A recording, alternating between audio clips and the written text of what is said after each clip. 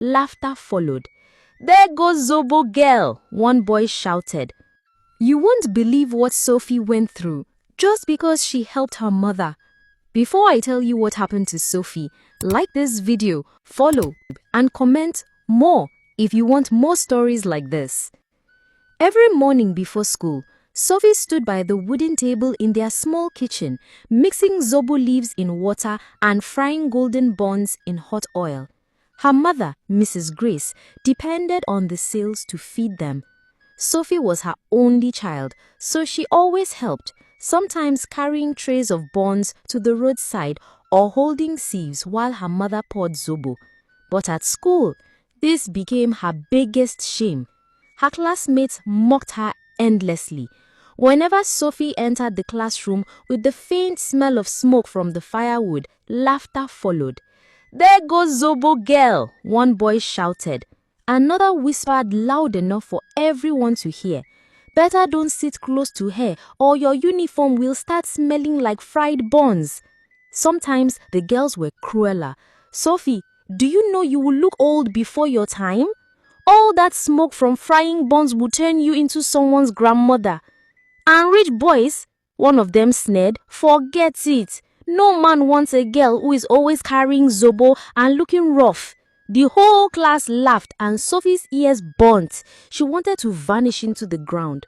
But when she went home, she couldn't bring herself to stop helping her mother. She knew how much her mother struggled as a single parent. One evening, as Sophie wiped sweat from her forehead after frying a large batch of buns, her mother noticed her sad eyes. "My daughter, why do you look like this?" Mrs. Grace asked softly. Sophie hesitated. "They mock me in school, Mama. They say I'll never be anything more than Zobo girl." Her mother placed her hand gently on Sophie's shoulder. "Listen, Sophie, people will laugh at you when you are small, but one day the same thing they mocked you for will become your crown. Don't ever be ashamed of honest work." Sophie swallowed hard. She wanted to believe her mother, but the pain of those mocking words stayed in her heart. A week later, the school held an emergency assembly. The principal, Mr. Ajayi, stood tall on the podium, smiling in his grey suit. "My dear students," he began, "after 35 years of service, I will be retiring. The school will hold a special retirement ceremony.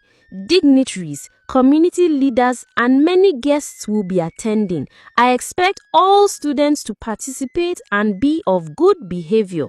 The crowd buzzed with excitement. That evening, Sophie had an idea. As she scrolled through Instagram, she saw fancy bottled drinks with colorful labels. Something sparked in her mind. "Mama," she said, rushing to the kitchen, "what if you package your Zobo in bottles like these ones online? The retirement ceremony will have so many important people. If they taste your Zobo, they will love it." Mrs. Grace looked doubtful at first. "Sophie, will they even buy from me?" "Yes, Mama," she insisted, her eyes shining. "This is the perfect time. Let's try." Her mother finally agreed. Together, they bought new bottles.